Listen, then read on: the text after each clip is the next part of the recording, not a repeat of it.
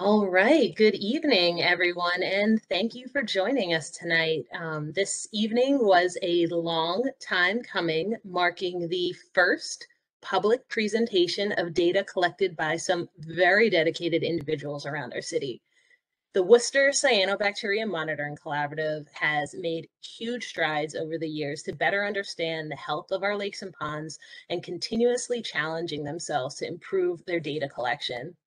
And with all their hard work and a little bit of luck, this year we've developed a system for volunteer community scientists to collect high quality data on algal blooms.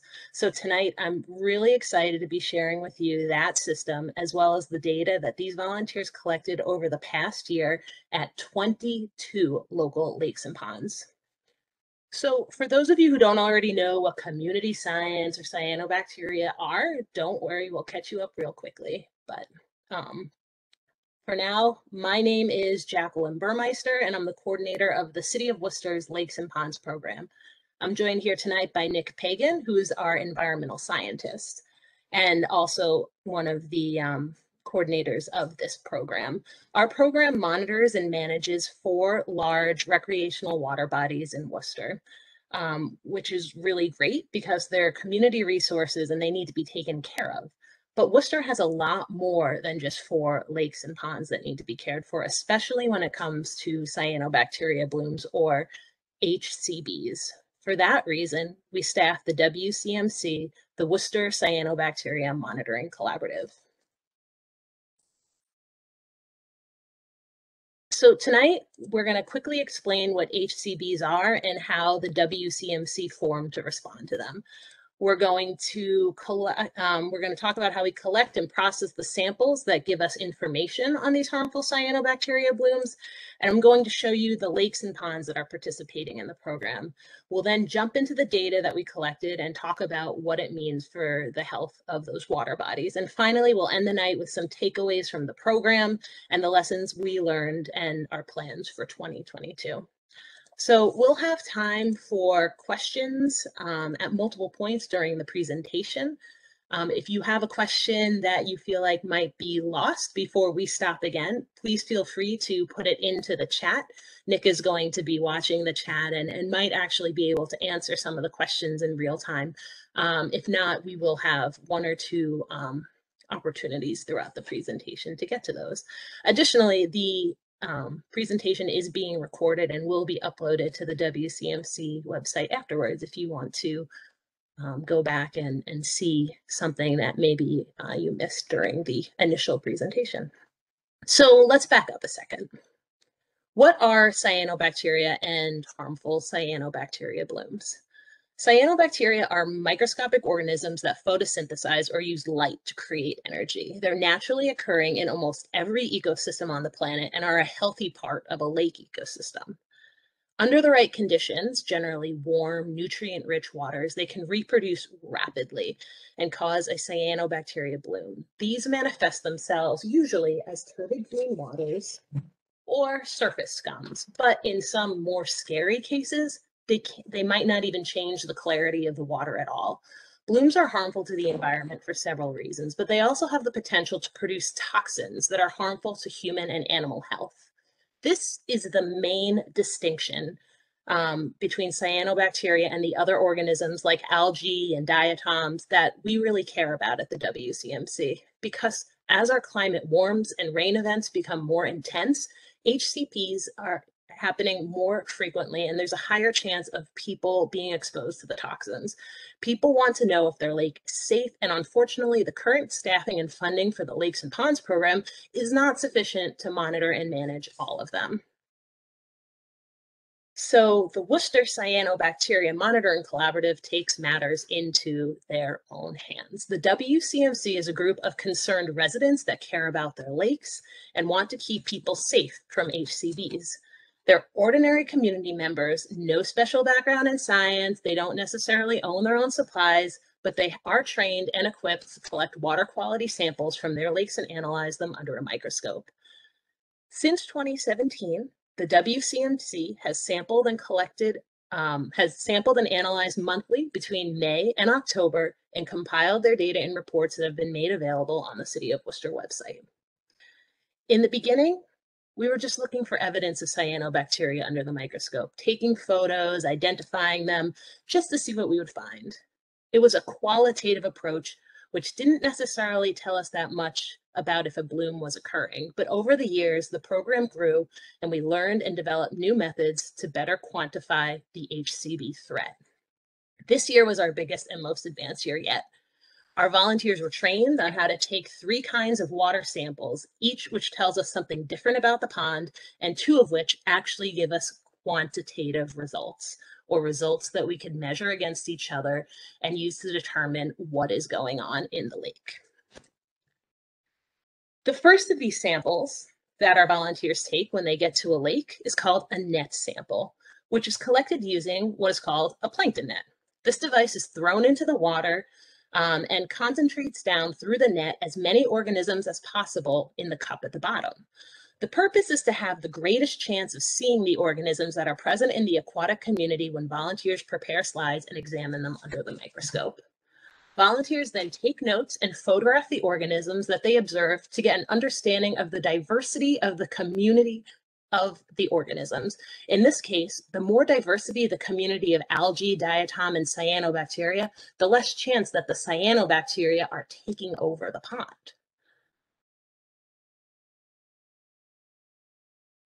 The second kind of sample our volunteers take is called an integrated tube, or IT sample. This sample is taken with a hollow plastic tube, which collects 1 meter of vertical water in the shallow portion of a lake using a vacuum created by your thumb. This is an integrated sample because it represents various levels in the water over the entire photic zone, or the area where cyanos live. This sample is then brought to the lab and frozen, and this process actually explodes the tiny, delicate cells, which releases everything inside, including the cell pigments. So we all remember chlorophyll in plants from biology class, right? These pigments include chlorophyll, which is what they use to collect energy from sunlight, and it's a signature of photosynthetic activity. But cyanobacteria, unlike plants and other algae, they also have a unique pigment called phycocyanin, which we can measure using a device called a fluorimeter in fluorometric units. Graphing these results can show us an indirect measure of the density of cyanobacteria, and we know that if a lake exceeds 50 units, which is represented by this red line here, that a bloom is imminent. The final sample that our volunteers collect is the grab sample, which is simple. It's just collected with a bottle directly from the water body. These samples are intended to give us a snapshot of what's going on in the water body. They are analyzed on a piece of equipment that we acquired thanks to the Worcester Water Division. The flow cam passes the sample through a very small flow cell, which takes microscopic pictures of each particle that goes by. This year, we were able to graph the results in the units of particles per milliliter, with a particle representing anything that was photographed, from a colony of cyanobacteria to debris to a large planktonic animal. So this year, we had 22 lakes in the program with about 35 volunteers trained to collect these 3 types of samples. About half of the lakes had teams of volunteers, which we found helped in ensuring that every sampling event was covered by someone. These lakes were mostly all located in Worcester, but we had several from out of town, including Shrewsbury, Auburn, Sutton, and even Sherborne. Of the 22 lakes in the program, 11 of them had perfect attendance, attending all 6 sampling events during the season. But 20 of the 22 actually made it to 4, giving us a really good understanding of cyanobacteria dynamics in those water bodies. In addition, there were times when one type of sample at a lake was not able to be taken for some reason or another, or it was processed the wrong way for no fault of the volunteer. So not all the data sets are complete, but we are off to a really good start. For each of the lakes that we're going to show you what we found, we'll present notes from our volunteers about what the sampling site looked like when they arrived each month. This will help us explain some of the data that we see later. Did they see clear water, slightly turbid water, or opaque water? Was there scum on the water? Were there animals and trash nearby? All of this stuff is really good information. We'll then talk about the results from the IT fluorimetry, those phycocyanin pigments. as compared to the 50-unit red line that we were just talking about. For reference, these results in our lakes this season range from undetectable to over 600 units. We'll then show you the FlowCam sample results, which are expressed in a graph displaying particles per milliliter. These results range from 5 to 30,000 cells per milliliter. We'll then show you some of the photographs our volunteers took under the microscope. They're actually quite beautiful in some cases, and talk about their general takeaways from looking at those samples. And of course, we want to acknowledge all the volunteers that collected the samples over the course of the year. So with that, I'm going to jump into the result. But before I do, I just wanted to open it up quickly to any questions that people had about the program up to this point, any questions about the sampling techniques or the program in general or cyanobacteria before we start talking about what we found. And feel free to unmute yourselves if you can. If you can't, feel free to put your question in the chat or raise your hand, and we'll answer your question for you. Thanks, Nick.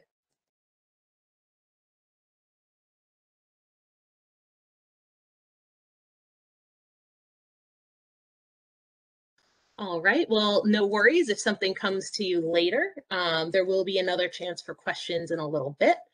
I guess we will begin from there then. So let's jump right into what we found at each lake. Belle Pond. So Belle Pond is a little pond located off Route 9 East, right before Green Hill Park. There is a public bathing beach there's a public bathing beach at Belle Pond. This pond is actually part of the city Lakes and Ponds Monitoring Program, and so we already know that it's very low risk for cyanobacteria blooms, and we want to keep it that way. But it was no surprise that volunteers at this lake noted the water as being clean and clear all season long. Though at one point in the fall time, there was a green moss at the bottom of some areas of the pond that was later identified as a harmless green algae. Fluorimetry data found phycocyanin levels to be undetectable for June, September, and October, and only 15 units during the months of July and August. Remember now, the number that indicates bloom warnings is 50, so 15 is very good.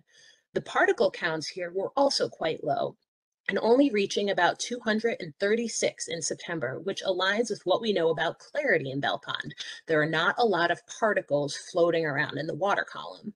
Volunteers noted that really the only thing that they found under the microscope was little bits of plant material, debris, and little bits of dead plants.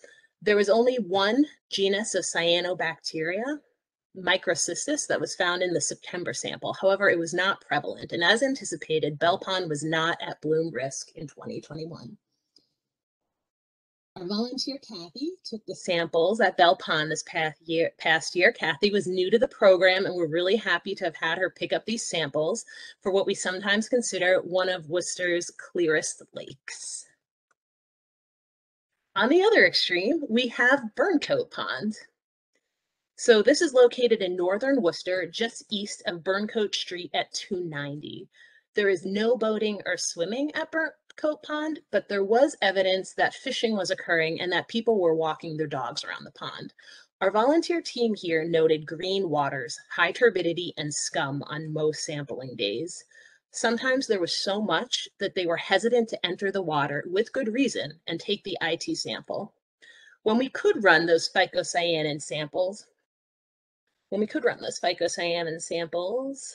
we found the results to be above 50 units every time, suggesting that the green stuff was indeed cyanobacteria and we were blooming all summer long. Particle counts were high as well, up to almost 29,000 in the height of summer, which follows observations of high turbidity and a lot of particles blocking the light penetration in the water. Under the microscopes, our volunteers noted some genera of cyanobacteria as early as May and through October. So if Belle Pond is known as the clearest lake in the city, Burncoat may be the opposite extreme, at least in regards to cyanobacteria blooms.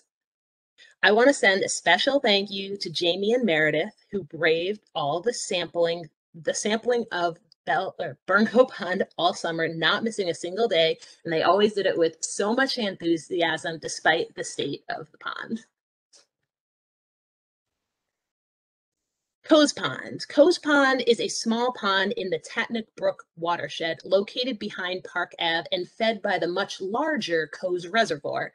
There's no real public access here, and in fact, our volunteers did struggle a bit to find an easy way to access the pond and to take the samples, which led to a less complete data set. When there, our volunteer noted that the lake water was clear but mucky on the bottom. Phycocyanin samples were only taken in July and October and was higher in July, reaching 34 units, but 0 in October. Particle counts were low throughout the season, never exceeding 2,600. So COS Pond didn't do too bad, at least in the months that we were able to collect samples. As this pond is basically the outflow of COS Reservoir, it is interesting to compare these results to that of COS.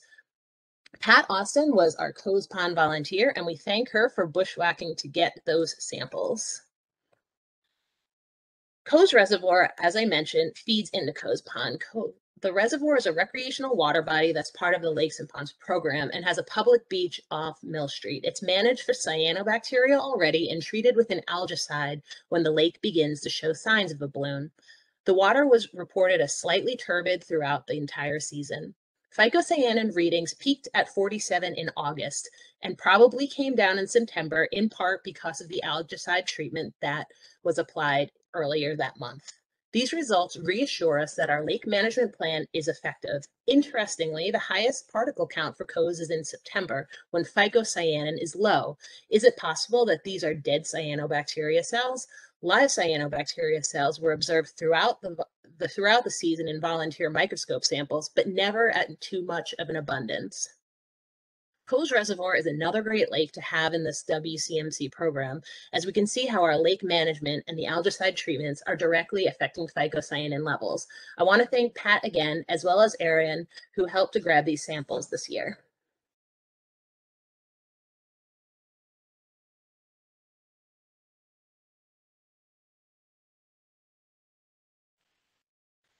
On the other end of Tatnick Brook, up off of Olean Street, we have Cook's Pond.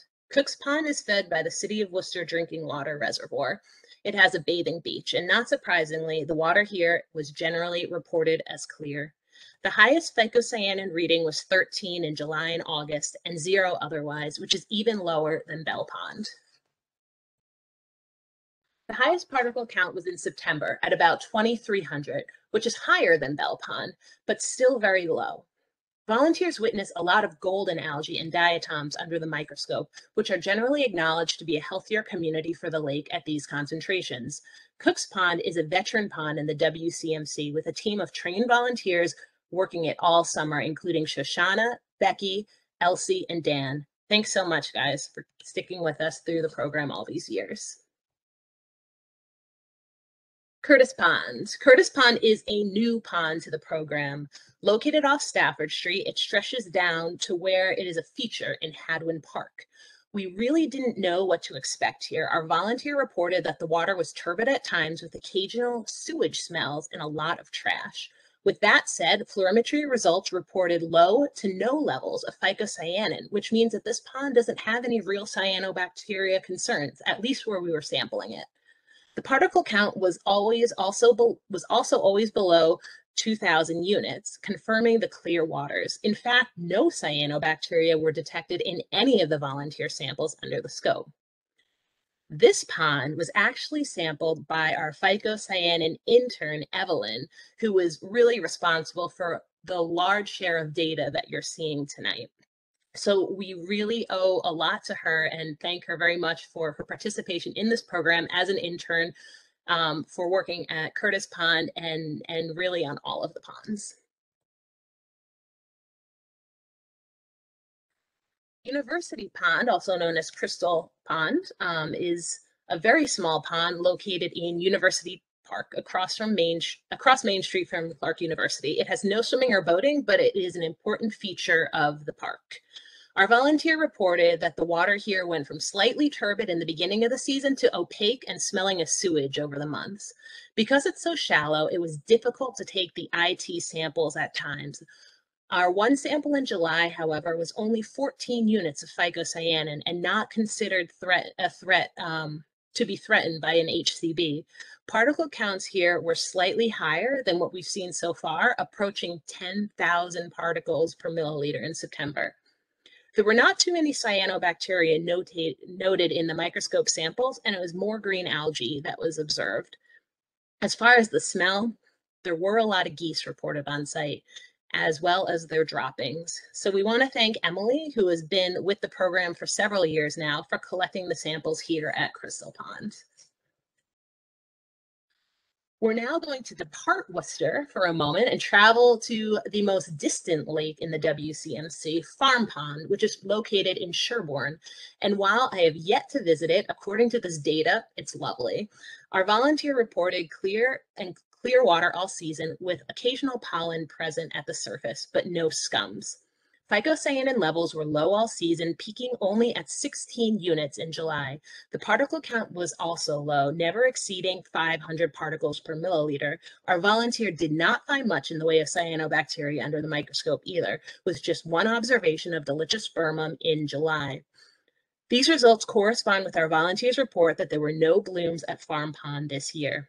I'd like to give a warm thank you to Tom for collecting these samples every month and bringing them all the way to Worcester for analysis. Next up, we have Flint Pond, which has the distinction of having borders in not just Worcester, but Grafton and Shrewsbury. It's also hydrologically connected to Lake Quinsigamond. Our volunteers here noticed that the water was turbid at times in the later part of the season, with pollen appearing frequently at the surface. Phycocyanin results were highest in August, but only reached 27 units, posing no danger for a bloom. After August, it was undetectable. The particle count in September was the highest of the season, however. It did not break 2,000 particles per milliliter. While the volunteers did detect some cyanobacteria throughout the season, in their microscope samples, there was no need for concern. Being an outlet from Lake Quinsigamond, it was interesting to compare these results with that lake, which we'll do in a later slide. I want to thank Brendan and Trish, both new to the program, for collecting the first samples at Flint Pond.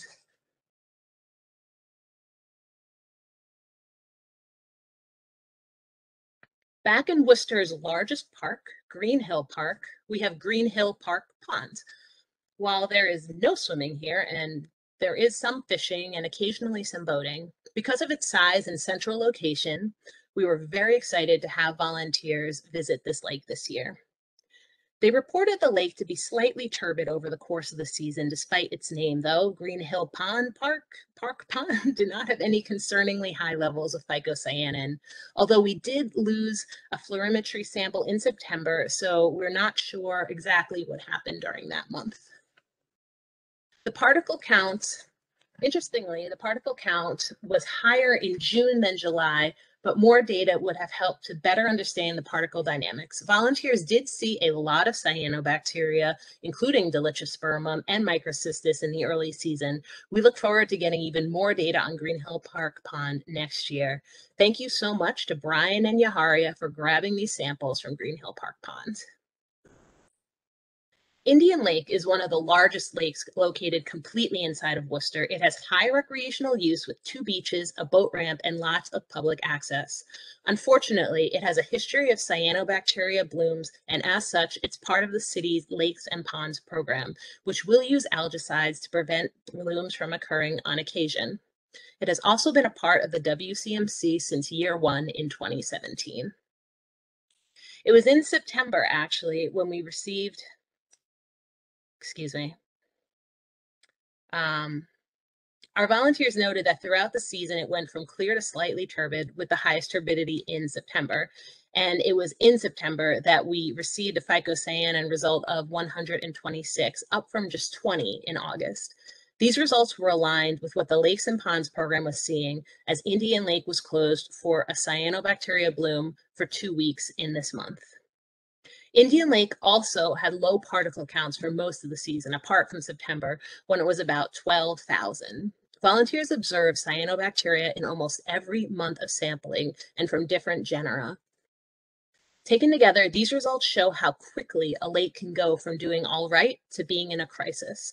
Thankfully, no toxins were detected in the lake in levels that would be concerning to humans and pets, and things returned to normal in October when phycocyanin was again undetectable. Indian Lake is sampled by an incredible group of volunteers, Dana, Karen, and Preston, who monitored 2 additional lakes this summer and never missed a session for any. Thank you so much, guys. You are a power team. We're also excited to have brought on Jordan Pond this summer, which is located in Shrewsbury and has a public beach. Volunteers were only able to get out there one day in May, which was before we were running our fluorimetry and particle counts. They did not see any cyanobacteria under the scope at that time. We are excited to keep Jordan Pond in the program and perhaps bring on additional volunteers to help sample it in the future.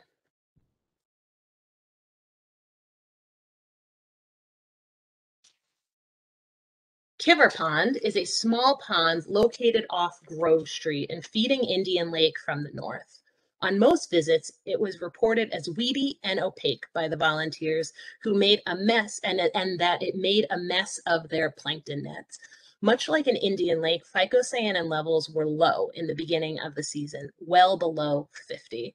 However, in September, they were 190, which indicates that a bloom was occurring. The particle count was also only high in September, around 12,000, much like at Indian Lake. Unlike Indian Lake, volunteers did not observe as many cyanobacteria under the microscope, and the samples seem to have more detritus and dead plant particles in them. We will have to keep an eye on Kever Pond to see how it is related to Indian Lake in terms of cyanobacteria.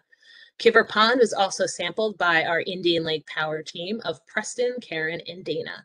Thanks again for helping us put together this interesting data set. Lake Quinsigamond is the largest lake in the Worcester Cyanobacteria Monitoring Collaborative and has been a member since it was created in 2017. The lake is an important recreational destination for Worcester and Shrewsbury. It is also sandwiched between Flint Pond to the south and Newton Pond to the north, 2 other WCMC lakes. Usually concerns about cyanobacteria are most common at Lake Quinsigamond in the winter, when blooms have been seen under the ice.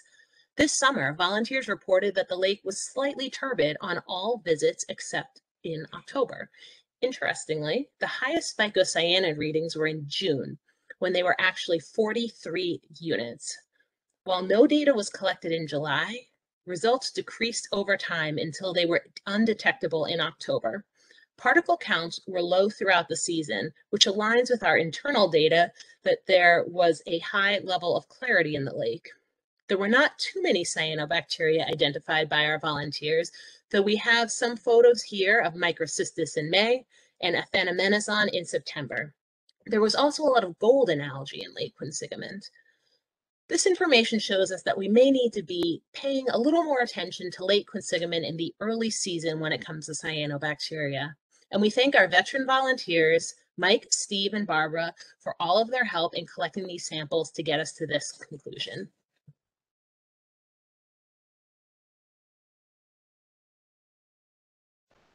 There's actually a 4th volunteer there that Sarah should also be on that slide. So Leesville Pond. Leesville Pond winds around All Faiths Cemetery in Worcester and has shores in both Worcester and Auburn. It's new to the WCMC in 2021, so we didn't know what to expect. Our volunteers reported that the water here was only slightly turbid with no presence of surface scums.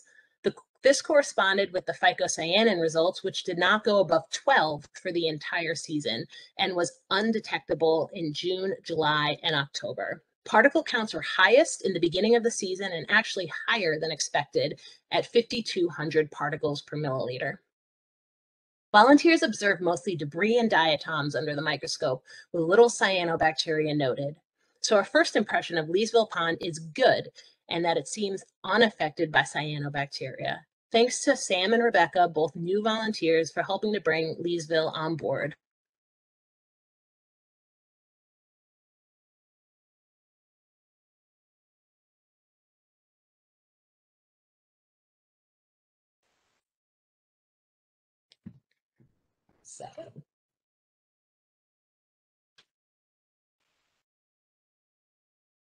So Little Indian Lake is hydrologically connected to Indian Lake, located to the south and on the other side of Grove Street. There's not much in the way of public access, but people do fish off of the small section that abuts the road. The lake is managed by the Indian Lake Watershed Association, and it has been known to have challenges with cyanobacteria. Volunteers observed that the water here was slightly turbid to opaque throughout the season, with scums occasionally present. It had high levels of phycocyanin throughout the season, peaking at 658, which I think was the record for any lake in the season. While we don't have the dates of the treatments that occurred at Little Indian Lake on hand, based on this chart, I would guess that they happened in late June and in early September. Particle counts were highest in June when they topped 20,000 and surprisingly lowest in August when they were about 2,400, showing you that you don't need a high cell density, or a density of particles to make for a cyanobacteria bloom. While they didn't happen this year, Little Indian Lake will be the subject of toxin rapid tests in the future when we see phycocyanin levels this high. Little Indian, like Kever Pond and Indian Lake, was also sampled by Karen, Preston, and Dana this summer, as they had in previous years.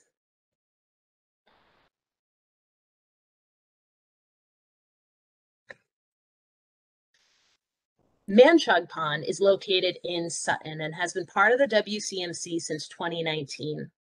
Volunteers reported the water here to be clear with no scums all season long.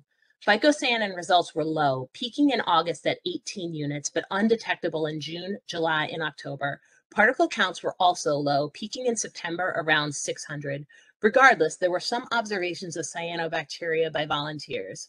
Here are some aphanimenazone. In July and dolichospermum in October. However, our fluorimetry results suggest that these observations are not concerning. We're really grateful to Phyllis and Rose for taking these samples and bringing them all the way to Worcester every month. Thank you for being a part of the program.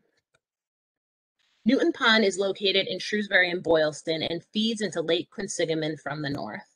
We were so very excited to have it join the program this year, and volunteers reported that the water was slightly turbid to clear with no scums all season long. Phycocyanin was undetectable all season except for in August when it was only 11 units. The particle count was also low, reflecting the clear waters and peaking at about 700 in September. With that said, our diligent volunteers observed several cyanobacteria throughout the years, but also some green and golden algae. Overall, we're happy to see that this pond is in such good shape for its own sake, but as well as that of Lake Quinsigamond. Special thanks to our new volunteers, Phil, Karen, and Bob, for taking the samples at Newton Pond. Patch Pond is located in the Tatnick Brook watershed, just east of COS Reservoir. It is not highly publicly accessible, but because it feeds into COS Reservoir, we care about the water quality there.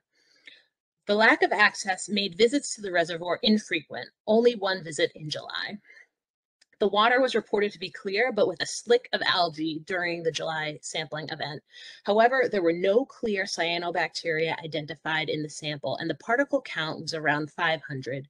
These data are not concerning by themselves, but it would be excellent to have some additional volunteers that could cover Patch Pond in the future.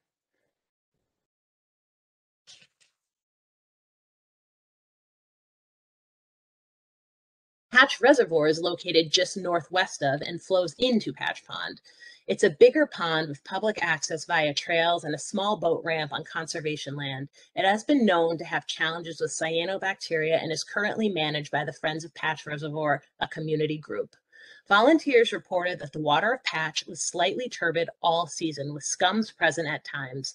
However, phycocyanin levels did not pass 42 in August. The rest of the season, phycocyanin was undetectable. Particle counts were also generally low, apart from June, when they were about 2,900. Cyanobacteria were found by the volunteers under the scope in June and in August. The lake was treated by the Watershed Association on August 26, which may account for the low phycocyanin in September. This lake is also monitored by the Lakes and Ponds Program for cyanobacteria, and while the lake looked turbid at times, we did not receive any results that indicated a bloom. So we think that this treatment happened just in time. Patch Reservoir and the Friends are a great group to work with, and we look forward to having Peg and Zoe, our Patch volunteers, back again next year. Salisbury Pond is a picturesque little pond located in Institute Park, north of the main WPI campus.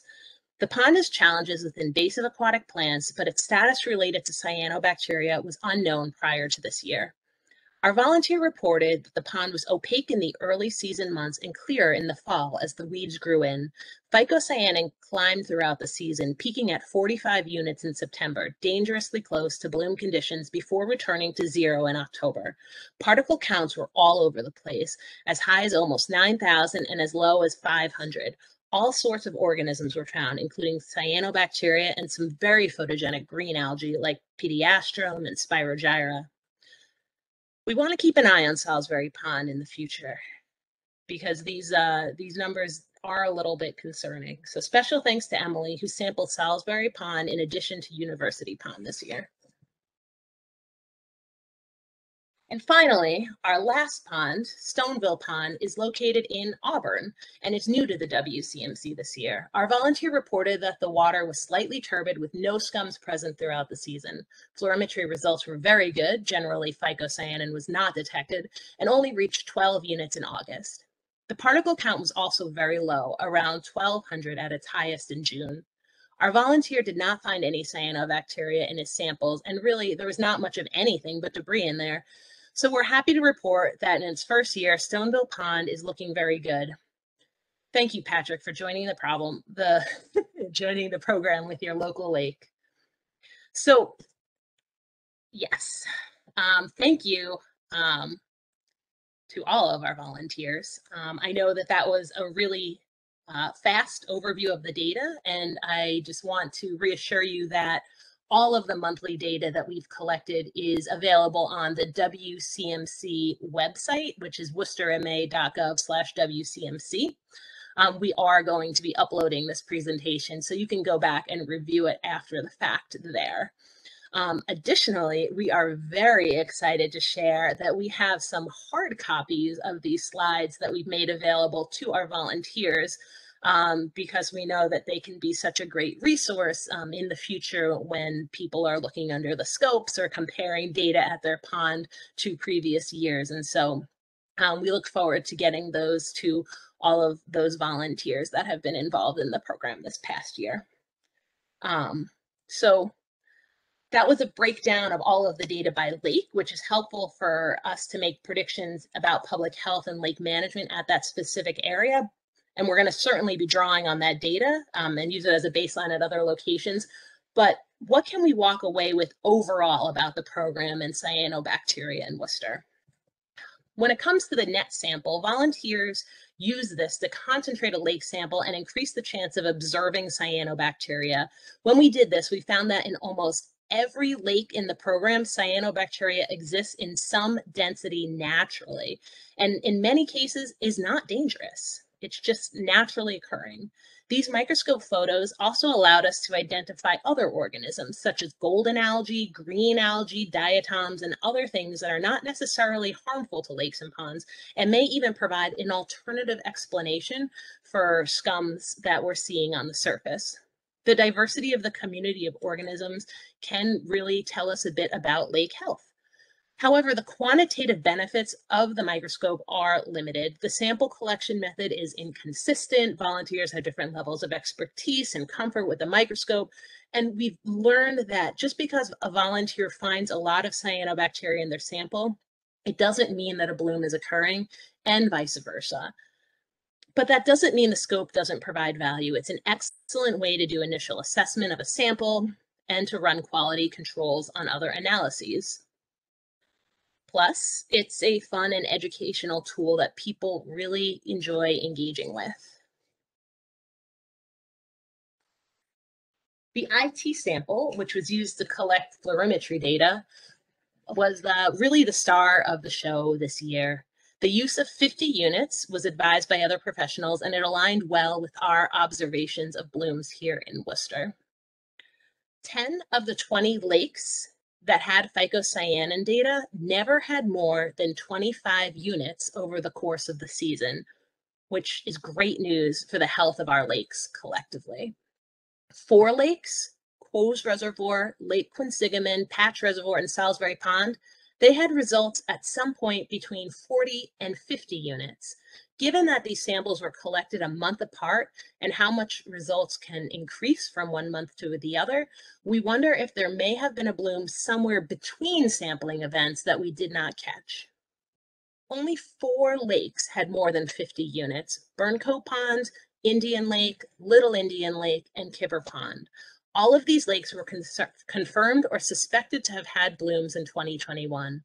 Some, like Burncoat, were suspected to be blooming for multiple months.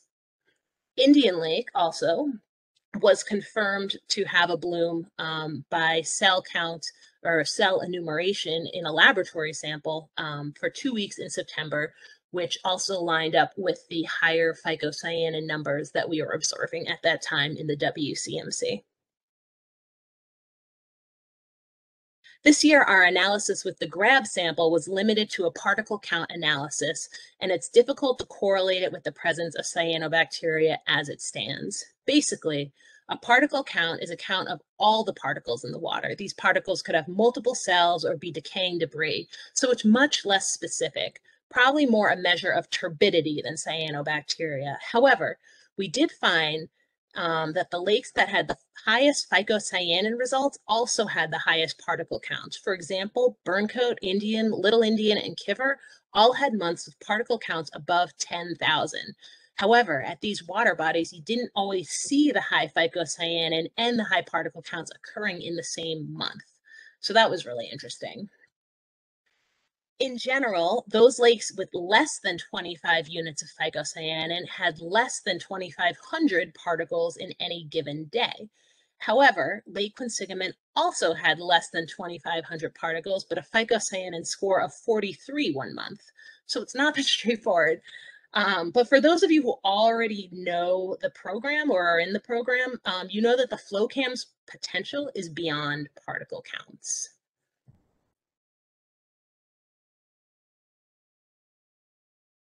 The FlowCam uses a small portion of the GRAB sample and runs it through a small glass cuvette, magnifying and photographing every particle that passes by. It collects all of these photographs and displays them on a screen like this and tells you how many photos there are in particles per milliliter. But this count doesn't do much to tell us what's in the sample itself. This winter, we've been going through all the samples that were run this summer and have begun to identify these particles, and in doing so, teaching the computer how to identify them. When we're done, the goal is to have the computer organize these photos on a new newest samples to separate out the golden algae from the debris, from the diatoms, from the cyanobacteria, giving us a very real measure of the character and threat of a bloom.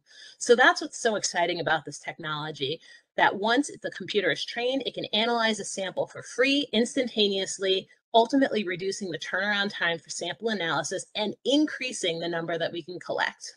We're hoping to have this function online for the first round of sampling this year in May. So wrapping up the season, we have a lot to be excited about. This year, we doubled the size of the program, which with twice as many lakes as we had in 2019. We had a team of over 30 people who are trained to take and analyze these samples. With the data we collect, we've created for the first time a quantitative baseline for where certain lakes and ponds are that can be used to assess current needs and compare to future results. And we're hoping to have promising new protocols that could further help us make assessments. We have moved beyond just looking at cells under a microscope to being able to predict when blooms will be occurring and perhaps better informing public health decisions. With that said, there's always room for improvement. Our data showed us this year that it's possible that we're missing some blooms due to the amount of time between sampling sessions. Additionally, we need more volunteers and communication to ensure that all lakes in the program are covered every month. And finally, we need a better method to get this information to the public because people are not going to our website before they're going into our lakes and ponds. So what are we going to do in 2022? What can you as volunteers expect in 2022? Well, we're going to definitely spend more time looking at the fluorimetry results, those phycocyanin pigments. They were really predictive of what was happening this year as far as blooms. And we're going to be adding an extra day of sampling to the month. So samples are occurring every 2 weeks instead of every month. This will allow us to better predict if a bloom is forming and reduce the chances that we miss one. We will not stop using the microscopy, but we're only going to use it once a month, or as we are now, really, as a way to do quality control on the data that we collected the previous sampling day. To make this happen, we're working on finding a full-time intern or staff to help us run these samples, as well as advertise the program in more places and bring on more volunteers. Now that we can make predictions about if blooms are occurring and there's a chance that there's exposure to toxins, we plan to increase the speed which we get these results out, as well as the visibility of the results. While all of our reports are already available online, not many people know where to look. We plan on creating signs with QR codes that can be installed with proper permissions at sampling locations so that people can get the most up-to-date data results on the lake to achieve the program's mission of empowering residents to make informed choices about using our water bodies. Excuse me.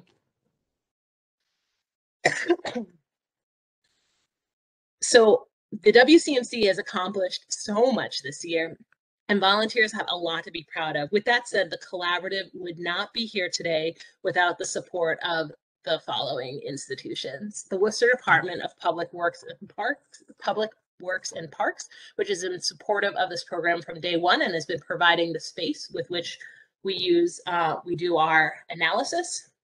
Nancy Leland, who has helped develop these methods and has been a mentor to the program. US EPA, who has started the national level cyanobacteria monitoring collaborative.